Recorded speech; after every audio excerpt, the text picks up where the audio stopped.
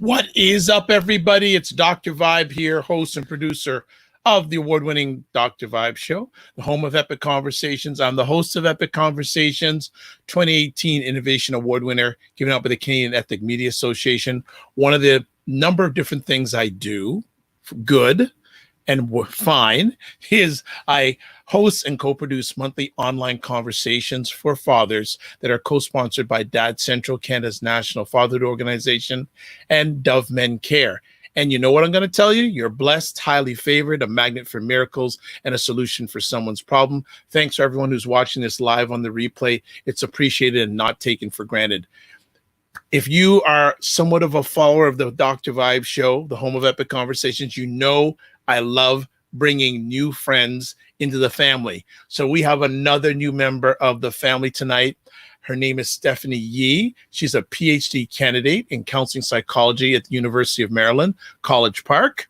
She researches how people with marginalized identities navigate mental health and criminal justice systems. Her dissertation examines cognitive mechanisms of trauma in police encounters with adults, Black adults, specifically Black adults. Hope I get through this because there's a lot of big syllable words coming up. So as a therapist, she aspires to be multiculturally competent through pluralistic practice with an emphasis on psychodynamic and interpersonal theoretical frameworks. Wow, that was the toughest sentence out of all of them. I made it through. She provides psychological services, including assessments and therapy, to adults and children at Old Town Psychology in Alexandria, Virginia. In the fall, she'll begin a clinical internship at Whitman Walker Health Center in Washington, D.C. Outside of her professional life, she enjoys rock climbing. We got to get into that. Learning about hip hop, and watching movies. Ms. Yee is going to be sharing with us tonight about an article I saw a little while back that I thought was very important for us to share about at all times, but especially during this time. The name of the article is Why Black People Are Traumatized by Police Encounters. Welcome for the first time, but not the last time, Miss Stephanie Yee. How are you? Hi. Hi, how's it going? How you doing? I'm good. I'm just sitting here with my cat. Oh, what's your cat's name? His name's Zulu. I just got him a month ago or so. Okay, why'd you get a cat?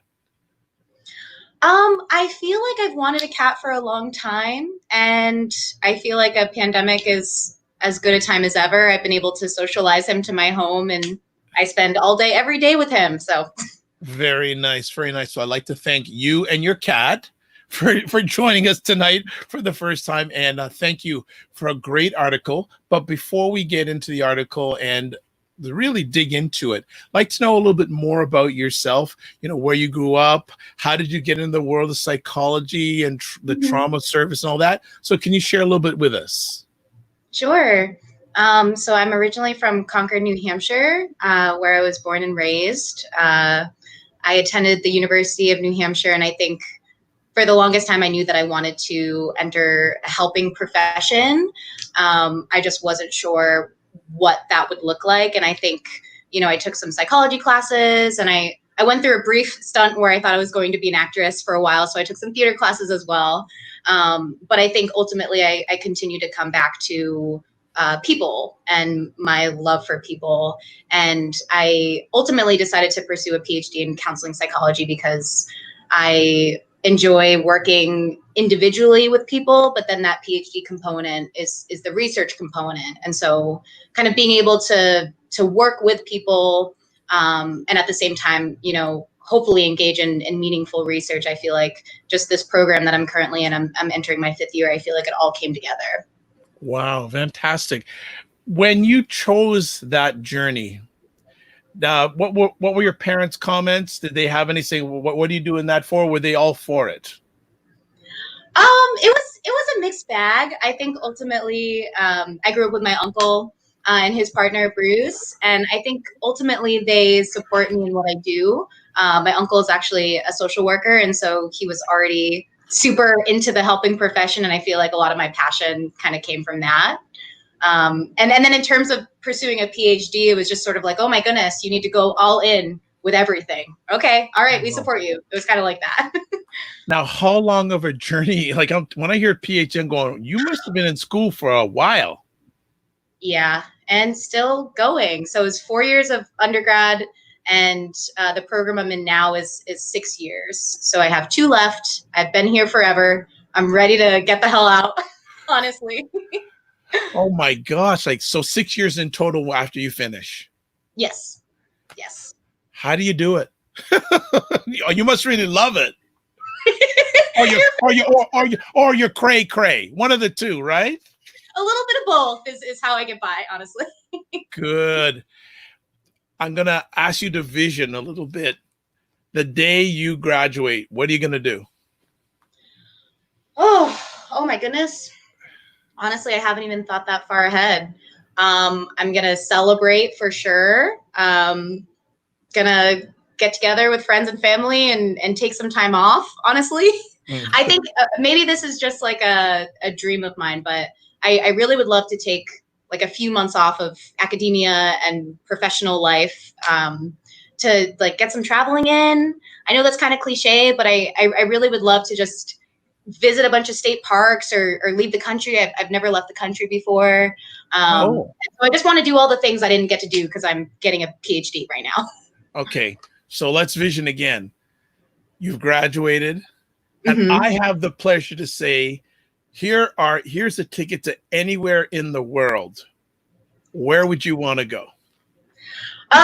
This is okay. Right now, I'm watching The Sopranos, and I'm really interested in Italian culture.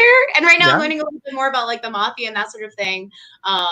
But I've been thinking a lot about going to Italy and just eating a ton of pasta and hanging out around bodies of water and just having a really nice time in a beautiful country.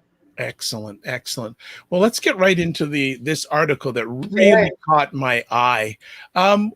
Why did you write it? It's applicable at any time, but especially at this time. Why did you decide to write the article? Why Black people are traumatized by police encounters? Absolutely. So, I mean, I guess to start, my dissertation is on this topic. It's a topic that's been near and dear to my heart for several years at this point. It's something that has, when we talk about police brutality against racial ethnic minorities, especially Black Americans, that has been going on for centuries. And I think that this topic is always timely. But just a few weeks back, I proposed my dissertation, and that's just a very long, dense document with lots of big words used in academic spaces. And I think that something that's really important for me is to get the research that I'm conducting, that I think is very meaningful, to get that out there into the communities and to really be diligent about disseminating that information. And so, a mentor / colleague of mine, Dr. Marissa Franco, she writes for Psychology Today, and I reached out to her kind of pitching this idea for an article, and we both agreed that it was, especially, it's always timely, but especially now it's important, now more than ever. And I think, with the focus on trauma, obviously I'm coming from a counseling psychology background. And so when I think about psychological outcomes of various events that happen in our world, I feel like that's a very important thing we should all be focusing on. But I wanted to focus on trauma specifically as opposed to other mental health outcomes, because when we talk about the negative consequences of police violence against Black communities, I feel like trauma is often left out of the conversation. And even in the literature, there's just large gaps as it pertains to police encounters with Black people / police brutality, and linking that to symptoms of trauma. And so I really just wanted to bring that into the public sphere and continue to push the narrative or contribute to the conversation and really talk about the super harmful consequences of hostile police encounters. Wonderful, wonderful. And you must be, well, you're a psychologist, so you're reading my mind. I was going to hail up Ms. Franco, because I transparently here, I reached out to Ms. Franco first because I saw her name on the article. She says, no, you got to talk to Stephanie. Stephanie's the brainchild. So, Miss Franco, my love, thank you so much. And don't think you don't have a room. We don't have room for you to come on the Dr. Vibe show. So whenever you want to come on, Dr. Franco, it's all good. So you did the article. How long did it take to write? Was it an easy write? What was that experience? It was, I mean, when it comes to actually getting the words on the paper, I felt like it felt really natural. You know, as I mentioned, I had just written, you know, a document close to 100 pages on the topic. And so it was just like, okay, like, how do I take all of this and smush it down into, you know, a short, essentially blog post that people are going to want to read. And so, you know, reflecting back on the process, I feel like, you know, I pitched the piece to her and we ended up kind of, you know, smushing it down even further, coming up with a personal anecdote that is actually real. In the piece, we talk about a young Black man who was on his way to work in the early hours of the morning. He had big headphones on, and his music is loud. He can't hear anything. And then all of a sudden he looks up and he looks around and there are police officers all around him with guns pointed in his face.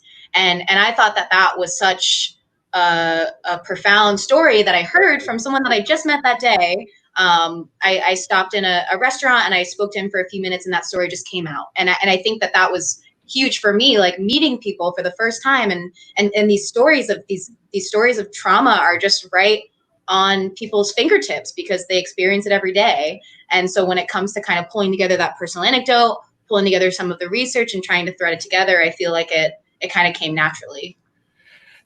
Did it blow your mind that someone you just met just opened up to you like that? Had that ever happened before? Has that happened to you before? Yes. Okay. I'm laughing because people in my life make fun of me because it's something that happens to me all the time. People just spill their beans. I don't know. I don't know if it's the space. I don't know if it's because I'm a therapist. I don't know. But he didn't know you were a therapist. I know, right? What up with that?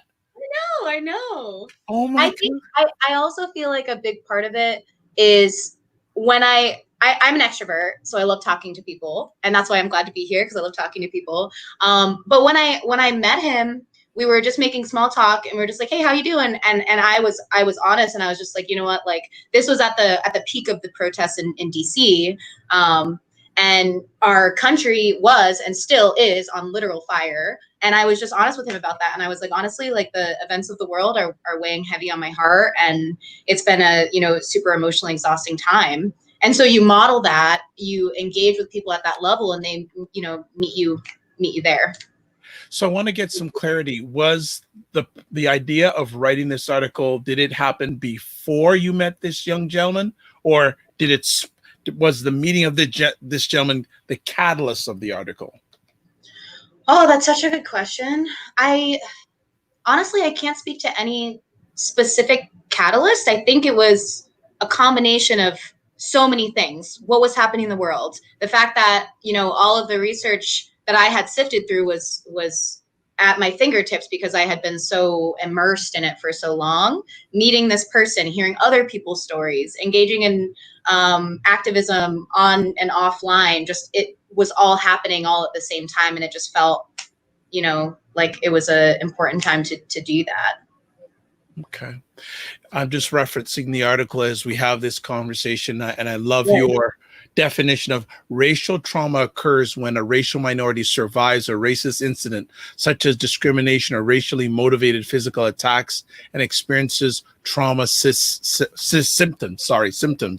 Mm-hmm. That means that racial trauma has been going on, and I'm sitting here in Toronto, Ontario, Canada, for hundreds of years. Hundreds of years. Mm-hmm. This is not a brand new phenomenon. Mm-hmm. I want to ask, and many different ways I want to take this conversation. In the words of the trauma, one of the areas I want to share with you and get your feedback on is the whole area of social media. These days, you know, of course, the George Floyd incident, many instances, we see live, live. What impact are things like that in the social media platforms having on Black people from your vantage point? Mm-hmm. Mm-hmm. Yeah, that's such a tricky one, and that's another thing that weighs down on me, because I understand that we live in an age of social media. We have information and connection at our fingertips at any second, and I feel like we're seeing the way that activism is sort of kind of shifting in tandem with that. And you look at Black Lives Matter, and that's a very important movement and organization that came from, my understanding is, Twitter hashtags, right? The movement grew because of Instagram, Twitter, Facebook, and kids kind of sharing this stuff very quickly. And so when it comes to these videos, it's tough, because I feel like, especially this most recent one, and I think there have been dozens and dozens and dozens of these public murders that we've all seen, we've all witnessed, and it's kind of appalling to me that it took the George Floyd incident for people to wake up to what's happening. But I guess back to your original question, I think that is vicarious trauma, that when a Black person, especially a Black person who is living in communities that are disproportionately impacted by police violence, sees that and causes symptoms of trauma. There's literature on vicarious trauma. There's literature of viewing people in your community experiencing graphic violence like that, and how that can have an impact on you in terms of your ability to sleep, and feeling hyper vigilant around police officers. That's a huge one. That's one that continues to come up when we talk about Black men specifically, especially, who are disproportionately targeted by police officer violence and stops. You see videos of people who look like you getting brutally murdered. It traumatizes you, and then you go on the streets and you see, what's super in my community. There's tons of police everywhere, and there's also tons of Black people, and I can't imagine that the police everywhere makes people feel any safer, honestly.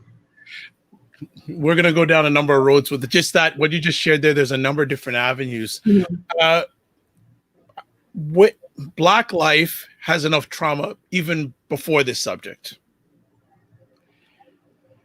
How, like, when you looked into studies or you speak with Black people, how much trauma are they experiencing even before we get into this area? Even before we get into the area of police, the whole police encounter, because you, in your practice, I'm sure you speak with many different people. Just before that, before that policing hits, there's enough trauma going on in Black life every day right now, correct? Yeah. It's my understanding that Black and brown people, but especially Black people, suffer disproportionately from PTSD. Wow. And it's funny because that never came up to me in conversation until the last few years. But it's been in existence for a long time. We just haven't, I guess, named it or identified it. Am I correct there? Yeah, I think so. And I think that, you're right. There are so many directions we could go with this. But when you look at, the way that different communities kind of underutilize medical and mental health services, I think one of the many reasons is that oftentimes, people come in and they're misdiagnosed. You know what I mean? Like, we know that Black children are over-diagnosed with ADHD. As a Black woman, I can tell you kind of more informally that, anytime you express yourself and you have emotion behind that, whatever the nature of that emotion is, it's far too often labeled as angry. And we see all of these stereotypes that also manifest in the medical field as well as my field. And so I feel like there are a number of reasons that Black people underutilize services, and I'm sure are misdiagnosed when it comes to PTSD. And we could do about 3 or 4 of these conversations because you're just dropping knowledge bombs all along the way. So one of the things I just picked up from you just sharing, the misconceptions when it comes to Black people and your field. Do you sometimes find it very challenging, and sometimes you have to be almost like a warrior to break down these stereotypes?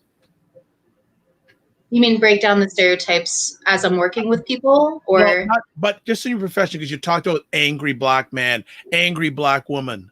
Mm-hmm. It must be challenging at times for you to have to deal with that labeling, maybe sometimes not correctly, not rightly labeled, and it's gone. And that those terms have lasted for years, and years. And it disappoints me, and I'm sure it disappoints a lot of viewers that we're still having to deal with this. How do you deal with it? Mm-hmm.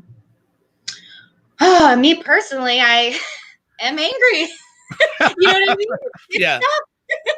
It's tough because you don't want to be labeled as the angry black woman, and then it happens enough times where you are the angry black woman, rightfully so, and that should be okay because we have a lot to be angry about. And in terms of my doctoral program, I'm really lucky that it's not perfect, and there are lots of ways in which power and privilege and oppression are manifested in academia and even my doctoral program at University of Maryland. Black people are largely underrepresented. If I'm thinking correctly, I think I'm the only Black student, the only Wow. Black student in the program right now. Wow. And so, we could talk about representation and what that does, but overall, I was going to say that, in some of the professional spaces I've been in, I've been fortunate enough to, be met with a certain amount of cultural humility and respect.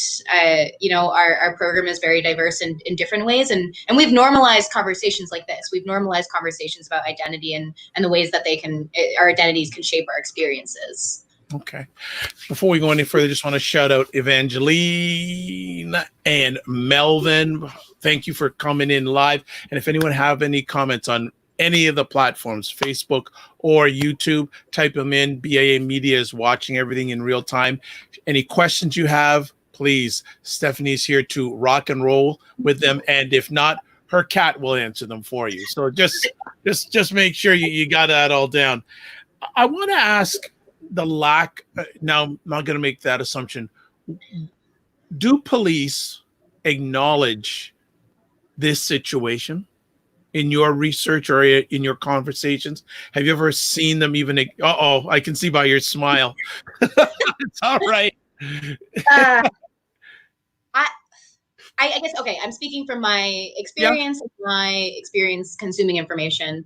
I have to say, I just listened to a podcast, and I'm actually I'm doing a lot of personal work to, empathy is big as a therapist, and I'm doing a lot of personal work to empathize with, people in groups or people who espouse certain ideas that I don't agree with. And so I listened to a podcast because they were interviewing a police chief. I forget from what city, but it was in the midst of everything that's happening. And, they just had a conversation like this with him. And there was a line where he literally said, they were talking about race, they were talking about, all this stuff we're talking about. And he literally said, "I don't see color." Oh, And come I on. lost my mind. So I hear a lot of that. And then you also see footage of. Hold on. So hold on. Now, I'm just going to stop on that. You heard it on that podcast, but it sounds like you hear it more than just once in a while. Yeah, from a lot of white people. What? Now, I know you love your hip hop. I'm going to say, what up with that?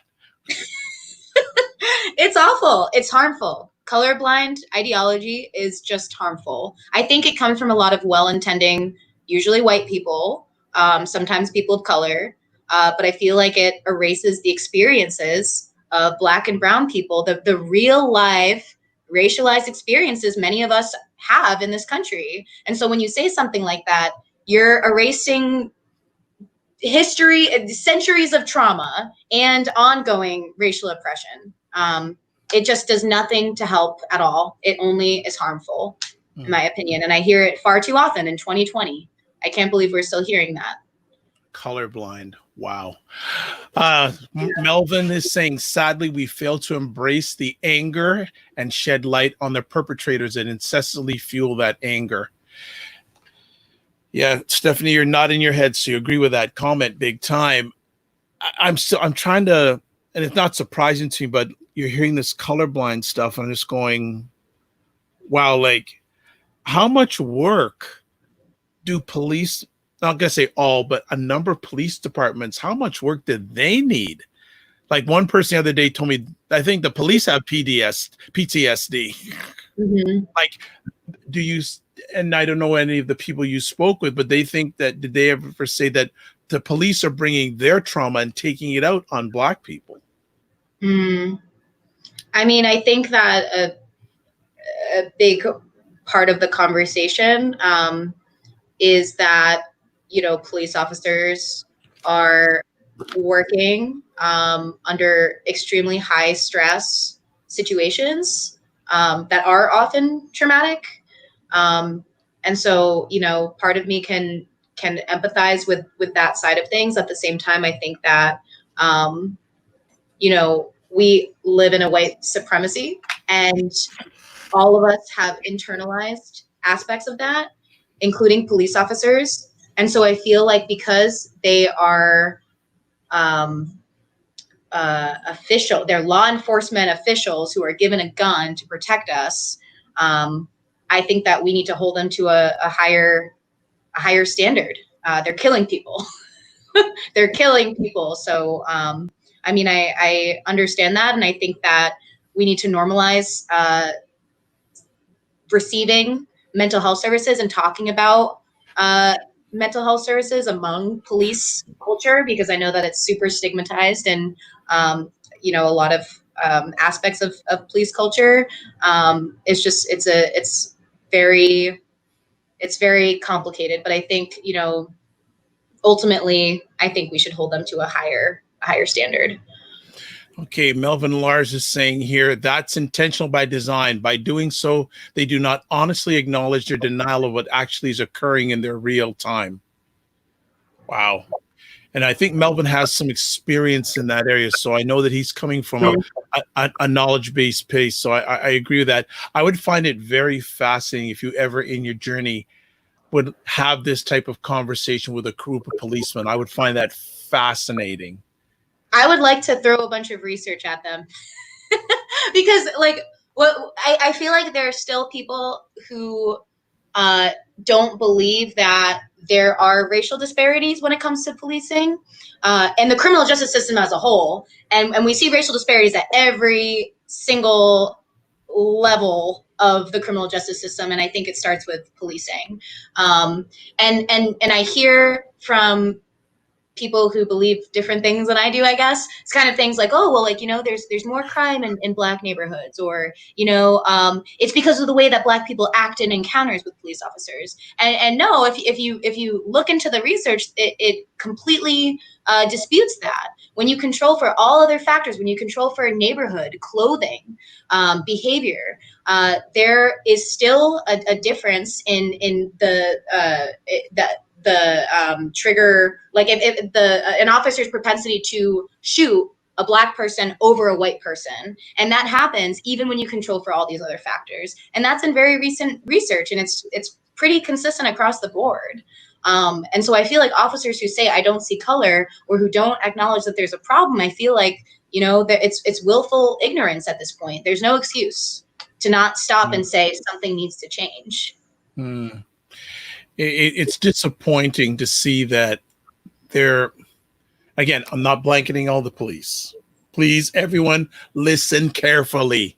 But a number of police officers just don't get it. And when you see a number of Black people having trauma, again, a lot of people don't take the time or even think there must be things that build up to that. There must be a reason why. They just look at, oh, that person's acting out, bang, bang, bang.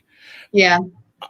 Outside of the 22-year-old that you spoke with at the beginning of your article, have you had any other conversations, whether it's client or non-client, about this issue? Yes. Many conversations.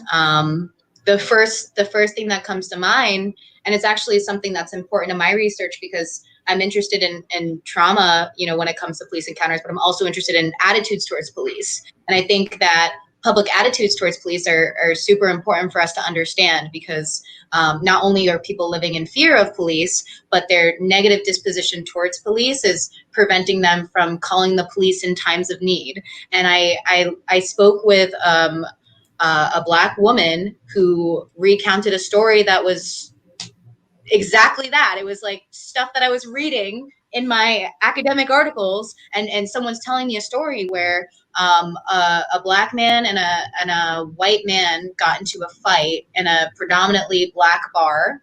And this person's like, yeah, people are kind of looking around and like there's violence happening and people feel unsafe, but no one wants to call the police because people are afraid that the police are going to come in and escalate the violence and further traumatize people. And so you have situations where there's unsafe stuff happening, there's violence happening, and people don't feel comfortable. People don't trust the police. Sometimes people take the law into their own hands, or they just walk away because, you know, historically, police officers don't help Black and brown communities. And that really struck me, that story. What other, and thanks for sharing that. What other, if were there any other things that really caught you in all these conversations? Because it sounds like you have them on a continuous basis. And I guess not only other things that struck you, but from the time you've started to have these conversations to now, has anything changed in the perceptions? Perceptions towards police? Yes.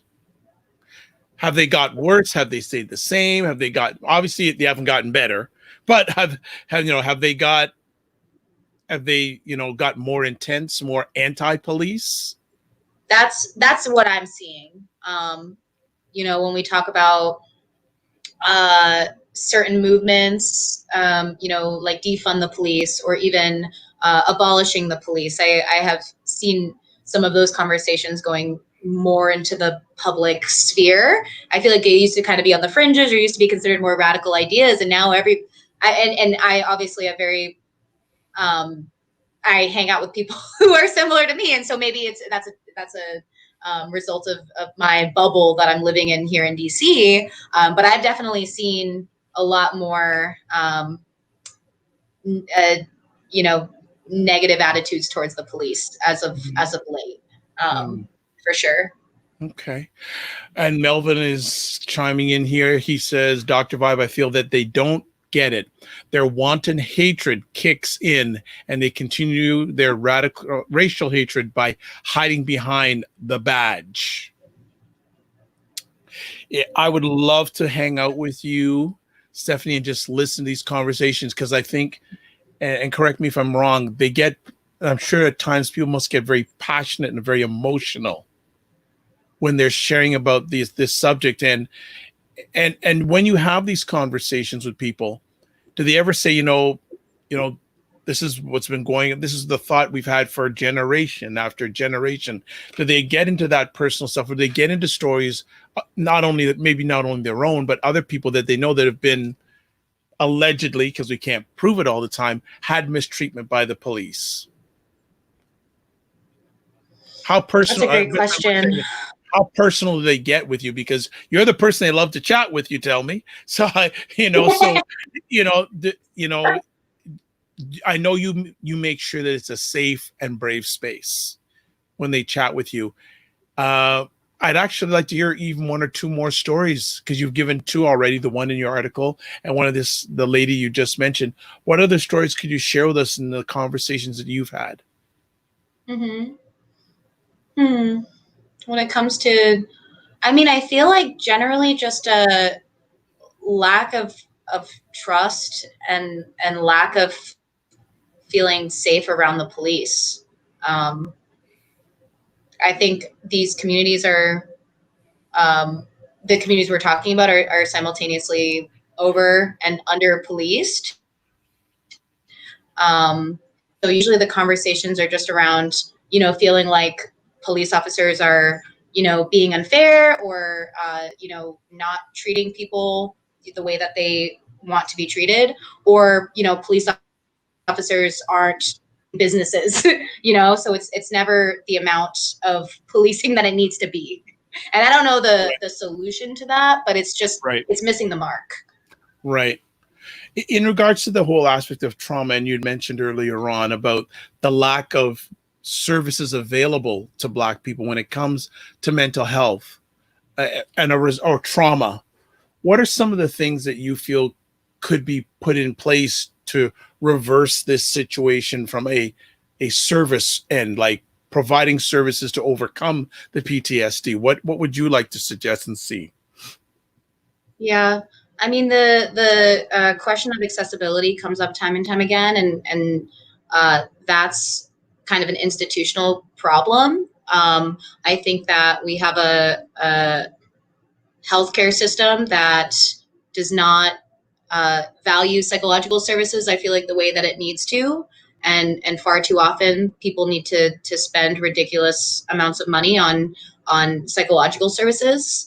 Um, even anecdotally, I see a lot of people coming through my program, with ideas of, working in, under-resourced communities and, serving low-income Black and Brown people or marginalized groups or whatever it may be. And then they go through the ringer of a 6-year program and are tired of being poor themselves. And then, start a private practice charging over $100 an hour. You know what I mean? It happens time and time again. And I feel like partially the onus is on us individually as practitioners to prioritize certain groups, especially groups that we know from our research are disproportionately impacted by these things, and experiencing a number of mental health and physical health disparities. And so when I think about what individual psychologists can do, I'm a psychologist in training, but I think, volunteering your time, I think taking on more pro bono clients, accepting insurance, taking clients on a sliding scale, engaging in community activism, outside of what you're doing. I feel like it needs to be all hands on deck. And I feel like all of us just need to do what we can. You also mentioned throughout at the beginning of our conversation, the lack of brown and Black people in your profession. What can we do to get more Black and brown people in your profession so they can provide the culturally sensitive service that Black and brown people need to help with this challenging issue? Yeah. I honestly don't know. The first word that pops into my head is recruitment. I think we need to be recruiting more Black and brown students in programs like this. And I feel like we can kind of trace that back into, middle and high school and the way that we're teaching our Black and brown children. I don't know about the numbers of people applying to these programs, if they're under applying, if there's a lack of interest for some reason.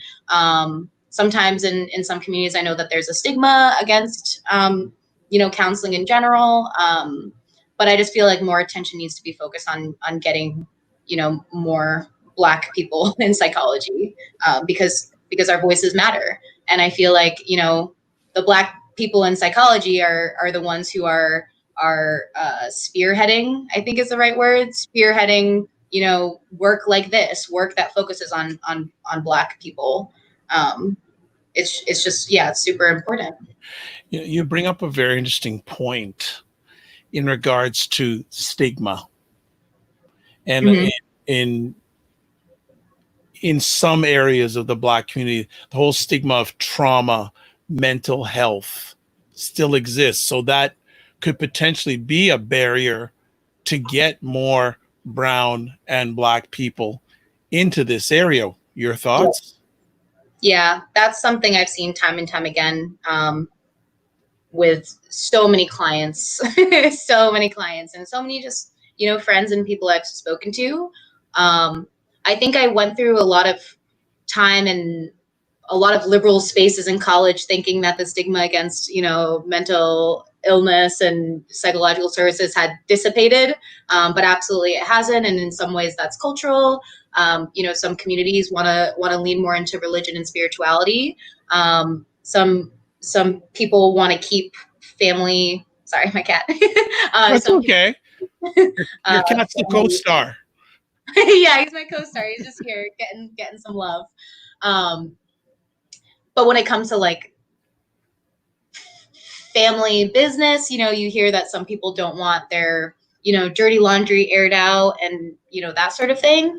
And I don't know the answer to that, but I do think that we should continue to normalize conversations about mental health because it's important for all of us. And I think that, we should take that knowledge of that stigma and allow it to guide us as we are trying to make services more accessible to people, maybe providing more psychoeducation on why therapy is so important and why so many people all of us could benefit from therapy. Great comments coming in here. Noel Martial saying, great idea, mental health approach in dealing with the trauma, practitioners getting together for our communities. Then Melvin, you have a question. Now, I hope Stephanie understands this question. What's your perspective on students returning to HBCUs beginning with star athletes? I don't know if I'm clear on that, Melvin, but if you could just maybe clear it up a little bit. I don't know if Stephanie understands it. I'm not 100% clear on that, but if you could maybe sort of clarify that question, I know Stephanie will answer it. With this whole area of, actually, here's an interesting question I have for you. Close associate of mine, Black woman, she said, Dr. Vibe, every Black person should have a therapist. Thoughts? Yes. And why do you say that? Well, I'm biased. I think everyone does this. I love therapy. But I think every Black person, especially because, we have the world weighing down on our shoulders all the time. I think when you talk about the cumulative stress and trauma, arguably, of daily discrimination and institutional racism, I feel like, of course, that's going to take a mental toll on people. And with, Black people who experience that, it's going to take an emotional toll. And I also wanted to just kind of add to what we were saying earlier, because I don't want to say that it's only, stigma of certain communities that are preventing, them from seeking out care. I think it's also, huge deficits in my career field that I'm entering when it comes to multicultural competence. I think one of the many reasons that we see LGBTQ plus people, POC people, Black people underutilizing services is because they go and see a therapist, and time again, people in my field microaggress them, say racially or otherwise insensitive things. And so something that's really big in my field and is kind of, continuing to be an important conversation that we have is our discussion of multicultural competencies when it comes to working with diverse populations. And what that looks like in practice is, when you slip up and microaggress someone, which we would call like a rupture in therapy when there's a little bit of a conflict, you slow down and talk about that with them. You don't assume that your client is going to educate you on, the issues that they have. You inform yourself while all at the same time not assuming that, I read a book on Black people, this is how a Black client looks. You know what I mean? So it's sort of a balance of educating yourself while also not being presumptuous based on, stereotypes or some predetermined script that you're expecting because you read an article. We call that cultural humility. It's sort of like being empathic. It's being, slow and compassionate and humble and open to meeting the person where they're at. And I feel like, the mental health field needs to focus a lot more on multicultural competencies, or continue to prioritize that so that we're not ostracizing the people that we're claiming we want to help. Sitting here in Canada and watching what's going on in your country at this time, and also the whole state of the healthcare system, I'm not feeling 100% good on the future, because it looks like the healthcare system is weeding out more and more people access to your healthcare system, especially in marginalized communities of Black and brown people. What if it continues to happen that way? How concerned are you, and what do you see as the negative effects if this keeps on going this direction? Mm-hmm. I mean, I think that we're going to see more disparities when it comes to uh, physical and mental health outcomes. I think the disparities we're currently seeing, and I think that even that became on the forefront of all of our consciousness at the front end of COVID, because we saw people of color and Black communities being disproportionately impacted by COVID because of pre-existing health conditions that they already had. And so I feel like that kind of brought to light some of those disparities. And I think that, if we continue to limit accessibility for people, that problem's only going to get worse. Mm. Do you, and it's one of the things that concerns me since this year and all the things that have gone on is what we're not hearing and what we're not seeing. That is a huge concern of mine, because this situation in the world history, we've never had anything like this happen before. And especially the effect it's had on Black and brown people. It's going to be a generational thing, because as I mentioned at the beginning, a number of people had trauma before this. Mm-hmm. And now it's just amplified that trauma, and it's amplifying like this, but the services available is going down. And that gap is huge. And the effects of that gap really concern me. Yeah. And you're on the front line, so I'm sure you're experiencing it better than I could even imagine. I agree. It's concerning. And I want to be optimistic, and my optimistic brain says that we're on the brink of a revolution. I'm young, I'm only 26, but I have never in my life seen more people talking about this topic.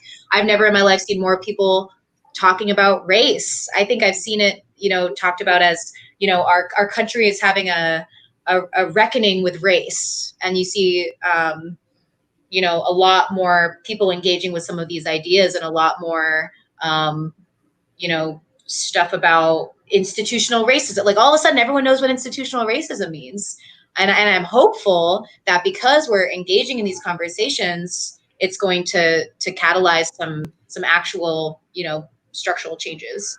So, being as young as you are, but you look at a lot of research, how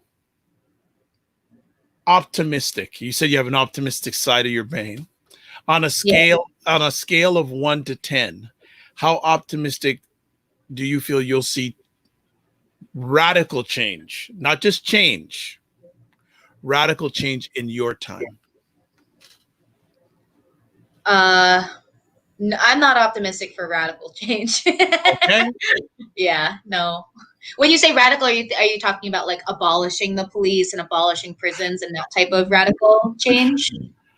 I don't know if I don't want to go that radical. Okay. But I think, right? Because that's a whole other conversation in itself. But Yes. Whatever. Okay, let me put it this way: how on a scale of 1 to 10, how confident are you going to see change that will meet your happiness during your life? I don't think I will see that in my life. Wow. Change that will meet my happiness. Yeah, I feel sad saying this to you, but I don't think I will see in my life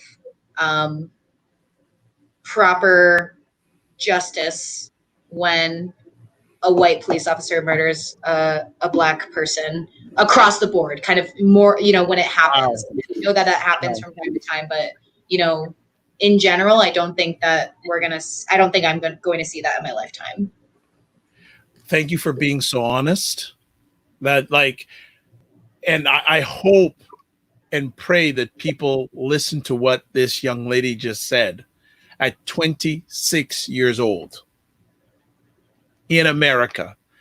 That will tell you, unless your wood is wet, the challenge that America is in right now. Like if someone was 60, 70, 80, I can somewhat understand that, because they're on the back 9 of their 18 holes of life.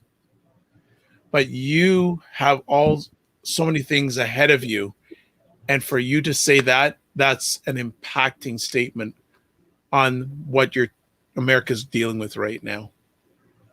And then I it hope I'm makes wrong.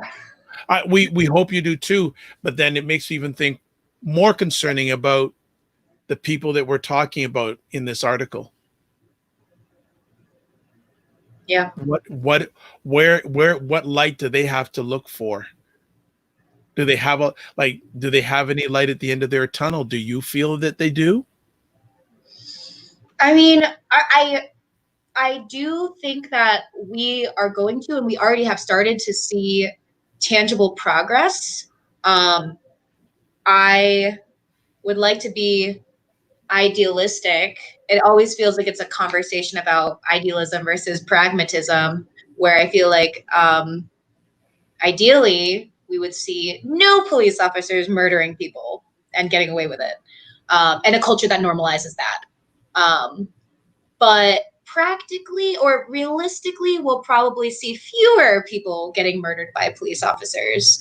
And even, some of the traditional uh, popular reforms that have been in the conversation, like body cams and racial bias training and things like that, that have been pushed. I feel like, in 2014 with the murder of Mike Brown, I feel like that's when some of those things became really popular and have continued to be popular. And I feel like we're now at a place where like researchers and activists are criticizing those because they're not cutting it. We had people murdered by police 30 years ago and more, and we've been doing these things and they're not working. And so I feel like at the very least, people are starting to talk about other ways that we can kind of disrupt what's happening. And so I'm hopeful that there's going to be improvement, but I feel like historically we see like, 2 steps forward, 1 step down, 2 steps forward, 3 steps down, 5 steps forward. You know what I mean? But I feel like overall the trend will be, towards progress. So that's the more optimistic side. There you go. If you had the opportunity to address this challenge, because I don't like the word issue, this challenge to policemen out there in your country, what would you say to them? What would I say to them? Oh man.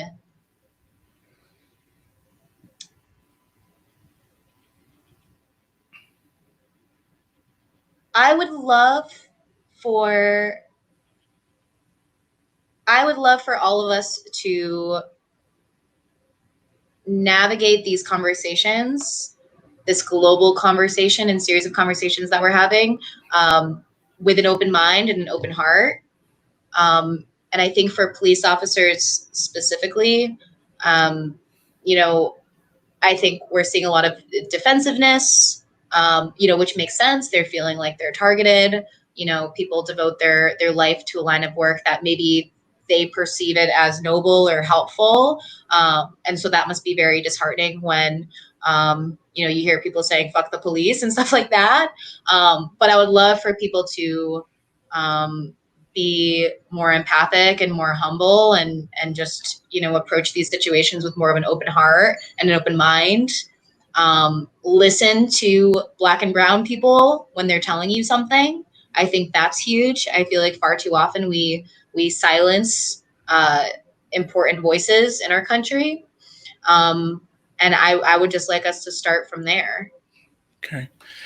What, as we start winding down our conversation, what message would you like to give Black and brown people?